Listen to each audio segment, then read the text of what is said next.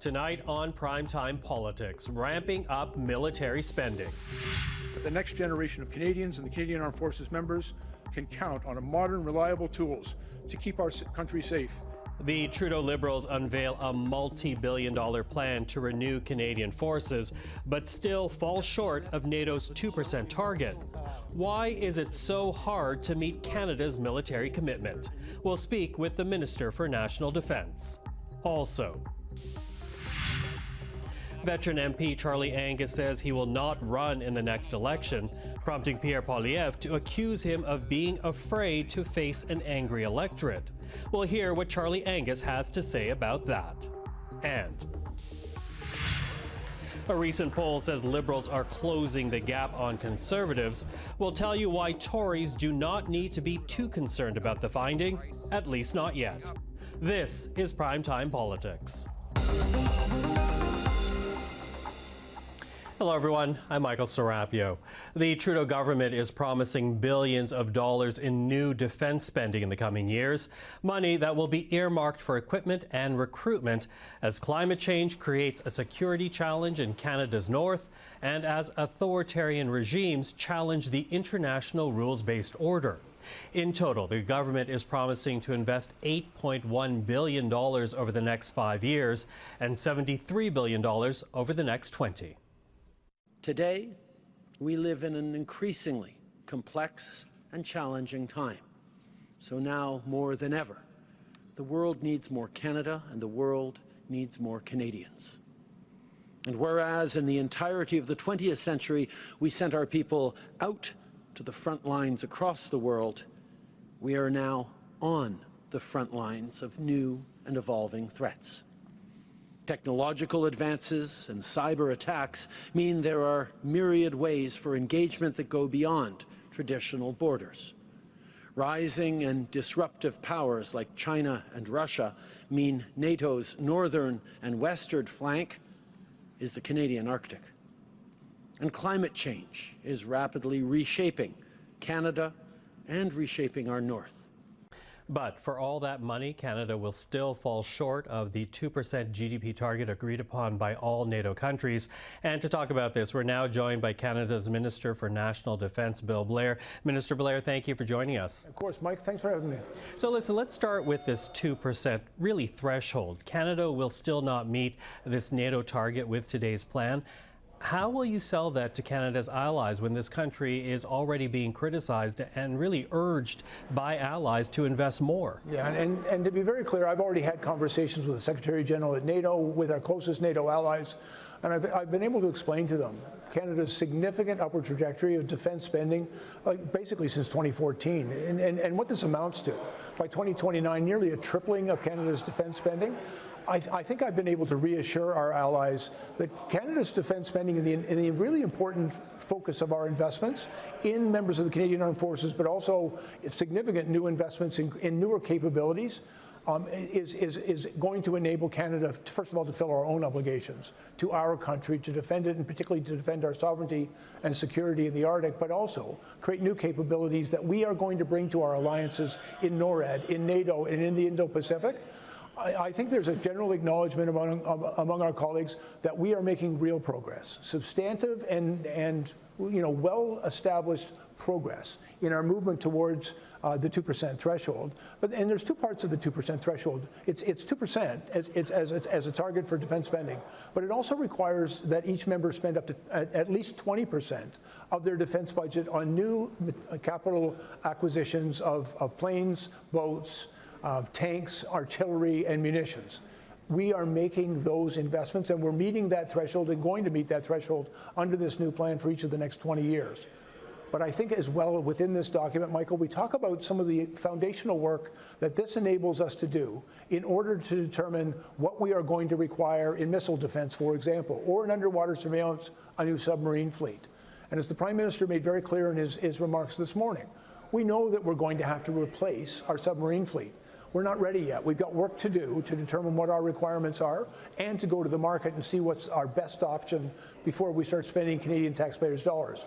But we're going to have to acquire that new fleet. And when we do that, and some other acquisitions that we're doing the important and necessary work to do to determine that, that'll easily take us into the 2% threshold, and that pathway is really what I've been able to assure our allies. Canada is well established and on that pathway. The other limitation I will also share with you, among a number of our allies, they can simply put out a document saying they aspire to meet 2%. We actually have to book the money through our budgetary processes. That's a requirement of our government and our finance department. And frankly, this is a very, very significant new investment of Canadian tax dollars in defence spending, unprecedented, quite frankly, in our country.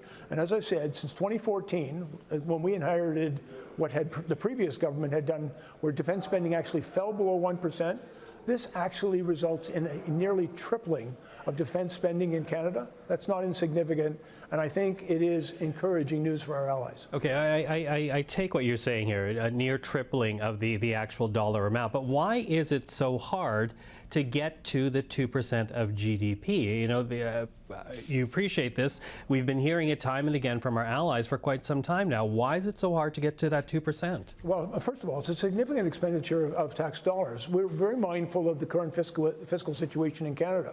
You know, we've heard Canadians who are concerned about issues around affordability, about housing supply, about a number of different concerns and investments that we have to make. We are making very big investments in housing, in health care, in dental care, in care for seniors, helping raise children out of poverty. Those are things that are very important to Canadians as well. But we also are very mindful of our responsibility, first of all, to fulfill every national government's responsibility to defend its own country and its own borders. We also know we've got a tremendous amount of work that we can do and need to do in our high Arctic. And at the same time, Canada has always been among the leading countries to step up when peacekeeping efforts or investments or in NATO and in the Indo-Pacific and around the world. Canada has always been among the countries that always says yes. And so we want to make sure that we can continue to have the capability to be there for our allies, but most importantly, to be there for Canadians. Okay. And so investments in our far north, this is a real inflection point, a pivot in Canadian defence policy that I think for perhaps the first time recognizes our primary responsibility to defend our country. Can we talk a bit more about the investment in terms of dollar figures, though? Because in a lot of ways, they're back-ended. You know, $8.1 billion over the next 5 years, $73 billion over the next 2 decades. Looks good on paper, but it's a promise because really there's no guarantee that your government will be re-elected. So, you know, how much of this is optics and a PR exercise? Well, listen, we saw under a previous government that they were quite willing to cut commitments to defense spending. We've been putting it back since 2015 when we became the government. As I said, we've increased defense spending by nearly 70%, and with this new policy that we brought forward, a near tripling of our defense expenditure. But at the same time, one of the things that we needed to do is provide, we have partners, not just our allies, but also Canadian industry. We needed to provide Canadian industry with the clarity and the certainty going forward on where Canada was going and what we would require and are prepared to invest in with respect to the acquisition of military capability. Through this policy, for example, we're putting about $300 million into munitions production in Canada to enable Canadian industry to open new supply chains, to establish new production lines, to increase their capacity in order to meet our future needs. But the $8 billion that we've now also committed to the acquisition of those munitions enables us to enter into long-term contracts with Canadian industry so that they know that if they increase production, there's going to be a market for the product they produce, and that we're able to make long-term commitments through these investments. I will also tell you from experience, defense procurement takes time. But if you delay in those actions and if you don't have the money, you can't move forward. And we now have a commitment of the resources we need. And we have committed to streamlining and expediting our procurement processes. That's a whole government effort, but it's a partnership with industry to make sure that we are able to acquire what the Canadian Armed Forces needs. And it's an opportunity to invest in Canadian workers, Canadian industry, our Canadian economy. And so I think there's a win-win that can be achieved here. and we're committed to working with our partners in order to get that job done. Mm-hmm. Listen, Minister, my time's running out here, but I do want to ask one more question of you, because, you know, with this increased investment, really what you're doing is also increasing your focus on continental security with the investments in the north, acknowledging the fact that Russia and China are continuing to challenge Canadian security on the north as the polar ice caps melt. You know, I'm wondering if this focus now will force a re-evaluation of Canadian Forces deployments. Already there's a recruitment crisis. Canadian Forces are called upon to respond to natural disasters. Will future deployments, peacekeeping or otherwise, have to take a back seat if you're now focusing on continental defence? Well, it's not my intention to limit Canada's ability to continue to contribute internationally. But at the same time, there's a strong recognition in our new policy document about our responsibilities at home, which means we have to address and solve our recruitment challenges. We need those people, those skill sets, the talent and the commitment that comes with those people to get the job done. We're also investing in supports for them, but also the equipment that they need to do that important job. I think there is no greater responsibility for any national government than the defense of its own country. And, you know, when we talk about Arctic sovereignty, that's not a plane flying over periodically or even a ship sailing by when the ice is out. It means you have to be persistently present. You have to have the capability to defend your country against any adversary. We are seeing far more aggressive action from potential adversaries, Russia and China. We're seeing with climate change, that entire region of the world is becoming far more accessible. We have to be present there. We're going to invest in the Arctic. We're going to invest in Arctic communities. We're going to invest in Canadian Armed Forces capabilities in the Arctic. We have that responsibility not just to our country, but to our North American partner, the United States, to NATO, for Northern Arctic security right across the entire Arctic. Canada has a responsibility, and we're going to step up. Minister Bill Blair, appreciate the time this evening. Thank you for that. Thanks very much, Michael. Charlie Angus will not be leaving Parliament anytime soon, but the veteran NDP MP says this will be his last term in office, choosing to step aside after 20 years and choosing to not run again when Parliament is dissolved, presumably sometime next year. Mr. Angus is one of the more prominent voices in Parliament, and he has served as the NDP caucus chair in the past and ran for his party's leadership in 2017, placing second behind Jagmeet Singh. Well, we are now joined by the NDP MP for the Ontario riding of Timmins-James Bay, Charlie Angus. Charlie, thank you for joining us again. Well, thank you so much for having me on this show one more time. Well, you're not done yet. We may reach out. It's not the last time. Yeah, me too. Yeah. But listen, you know, agree or disagree with your positions. Without a doubt, you are passionate about what you do. How difficult was this decision to decide not to run again? I've loved and honored the work of being a voice for people who felt they've been written off the political map of this nation. I've been 20 years at this. There's been some great moments, but when I look at the size of my region, the size of the new riding I'm supposed to take on, I began to think maybe there's other ways I can do what I really want to do in life, being a voice, of stirring the pot when it's needed, and also having a bit of a life. A bit of a life. And, you know, to those who don't know, your riding is being redistributed, reconstituted for the next vote. Had the riding not been redistributed, though, would you have stayed?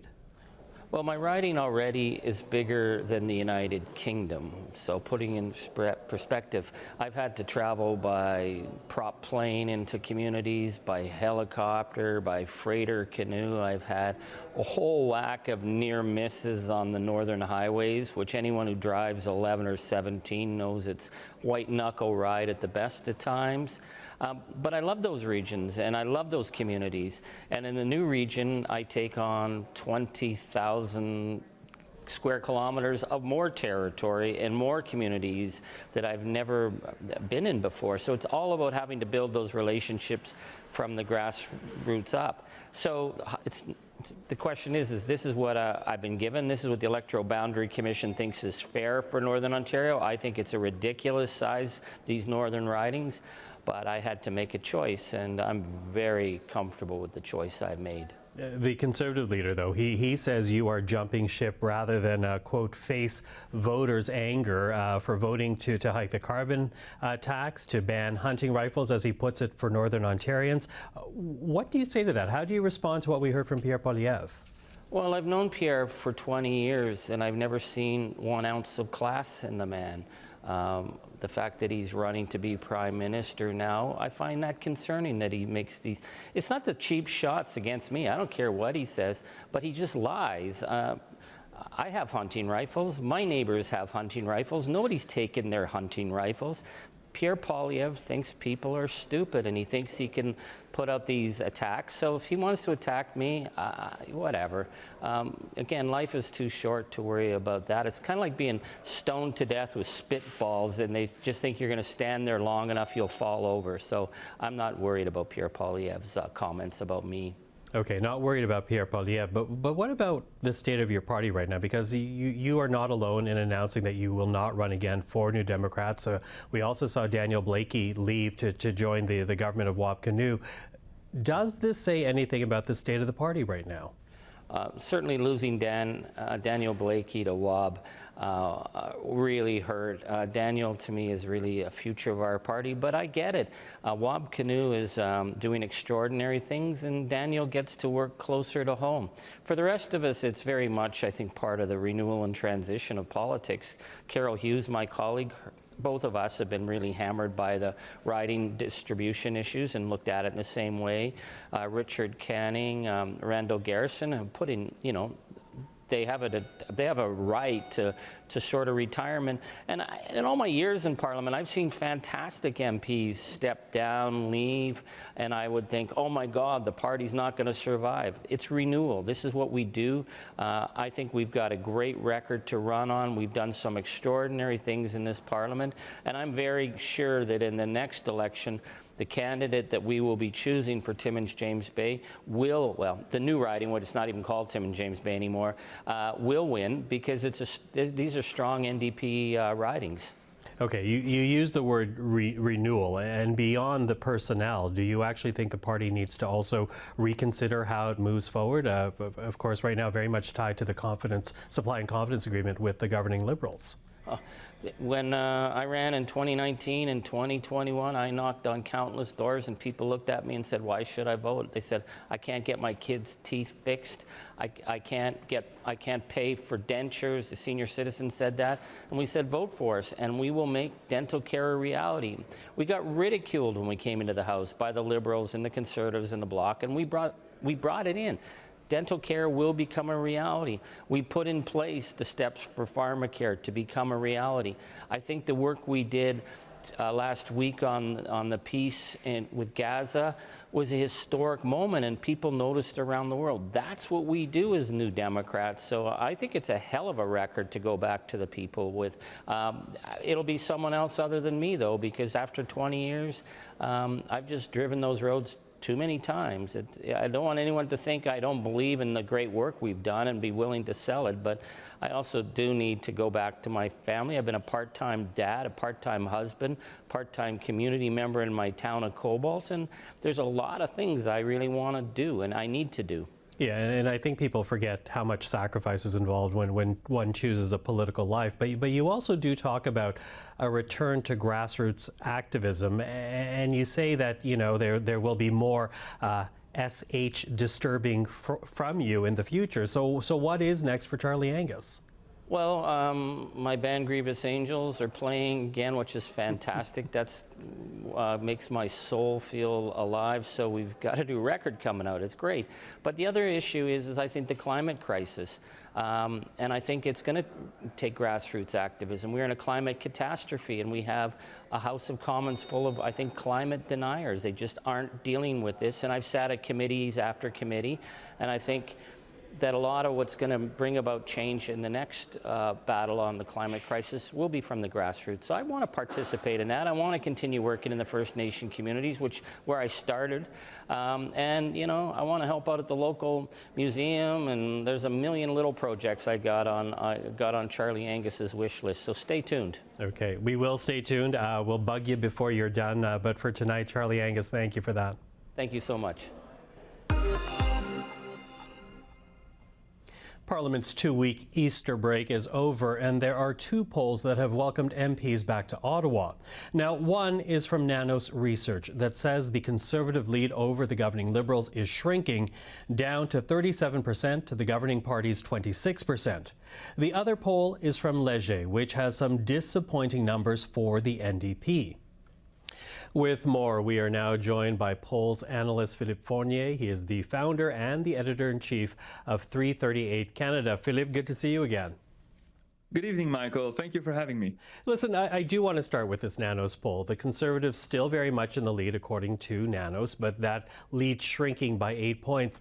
How much weight do you put into this finding? Because, you know, Nanos, at this point at least, is a bit of an outlier. Well, I would be very careful with the term outlier. Yes, Nanos shows a closer race somewhat than other pollsters, but when you just look at the pure math and the statistics of it, we are in the ecosystem where the Conservatives have been polling in the high 30s to low 40s, and so you expect to see the odd 37 or 38%, the same way you expect to see the odd 42 or 43% for the Conservatives, and the Liberal number is basically the same as other pollsters. It's the same as the current average, so this would not really qualify as an outlier for me. But perhaps Nanos just caught an early trend, or we'll know if those numbers are sustained during the month of April. Okay, let's talk about that, because, you know, Nanos does have this rolling poll number. So could this be the start of a trend? Well, it's possible. We remember that in last July, in July 23, when we first saw the Conservatives go to 35 and then 36 and then 38 and then 40, it started slow and then it built up. And so, again, we should not put too much stock into one single poll out of all the polling that we have available. But a trend starts with one poll. So I'll be very curious to see if the efforts and the pushback from the Liberals that we have seen in the past month, if it's starting to pay dividends. Now, I'm not saying we will see a tie race in the 4 to 6 weeks. That's not what I'm saying. The Conservatives appear to have a very solid lead, especially in Western Canada and now in the Atlantic provinces. But a tightening is entirely plausible. So again, we should take a deep breather and wait a bit. Okay, so a breather, we'll see where it goes. But, you know, for Liberals, as you highlight there, they have been very much focused on passing affordability measures. They're trying to essentially jumpstart housing in this country. They're trying to turn their numbers around. You say this might be the start of one, but we haven't really seen that issue move the needle quite yet. Are there things that might actually move the needle now or in the near future? Well, I think it has been said by many experts, and I'm not an economic expert, but for sure that the part of the affordability problem is, of course, the interest rates from the Bank of Canada, which has been a big problem, and inflation. We expect, I believe, sometime this year to see the rates being lowered, and that will help many people pay their mortgage, and it should help cost of living. So it'll be very interesting to see if we see a correlation, because we know that from the numbers of last year, people were really angry. Voters in this country were really angry at the Liberals because of cost of living. But if cost of living goes down a little bit and Liberal support does not go up, we will know that it was more than just that. It was also maybe just the wear and tear of time, and also the fact that the Prime Minister is really not popular in the country. In the past year, all the numbers have been negative for Justin Trudeau. So it's a very challenging times for the Liberals right now. Mm-hmm. Now, we've also seen younger voters move away from the Liberals when you talk about this national trend. But, you know, the environment has been a big issue for younger Canadians. So with Conservatives hitting the carbon levy hard, they want to, of course, axe it altogether, and younger voters choosing Conservatives more, does that mean then that the environment is no longer an important issue? Now, that is very interesting, and I'm not a sociologist. I analyze the polls, but it is true that the environment is always ranking high in polls when we ask what are the main issues facing Canada today, especially on young people. However, historically, in the past few decades, in the past cycles, we have not seen the environment being able to move the needle that much. A lot of voters say it is important, but when it's time to cast a ballot, it is not top of mind. And I think that the bet the Conservatives conservatives are taking is figure out, well, the environment is important for young people, but so is able to afford a home. So I think they're aiming for more short-term issues, and so far in the numbers, it's been paying off. Mm-hmm. You know, before you go, I also want to talk about the NDP, because as I was looking at the Nanos poll, I was also looking recently at the latest Léger poll. And when you look at that, New Democrats in Nanos running at 19%, Léger has them at 17%. If the next election is a change election, how troubled should the party be right now that they're not cashing in on what essentially is a government freefall? Well, the hope of the NDP, and they will not say that publicly, but the hope of the NDP was that the Conservatives just run away with it and becomes unavoidable that they would win. So left of center voters will be free to cast their votes the way they want, right? If we have a closer race and the fear of a conservative government drives swing voters towards the Liberals, it could be detrimental to NDP fortunes. Now, of course, with the NDP, we have to look at regional numbers. Half of the current NDP caucus is in BC. And so if you look at the BC numbers right now, the Conservatives have dominant numbers between 40 and 50% province-wide, and the NDP would suffer losses that they could not really recuperate in other parts of the country, at least with the numbers we have right now. Philippe, it was interesting to go through the numbers with you. We'll do so again in future, but for now, thank you for this. Thank you, Michael. And that is our program for this Monday. But before we go, we did want to share with you a look at Parliament Hill as a partial solar eclipse passed over downtown Ottawa earlier today. The total solar eclipse began on the western coast of Mexico before veering off to the U.S., starting in Texas and then reaching parts of Canada just after 2 p.m. Eastern Time. The last time a total eclipse passed over this country was in 1979. The next time one will be visible over North America will be August of 2044. I'm Michael Serapio for everyone here at CPAC. Thank you for watching. Primetime Politics is back tomorrow, but up next, L'Essentiel avec Omaira Issa.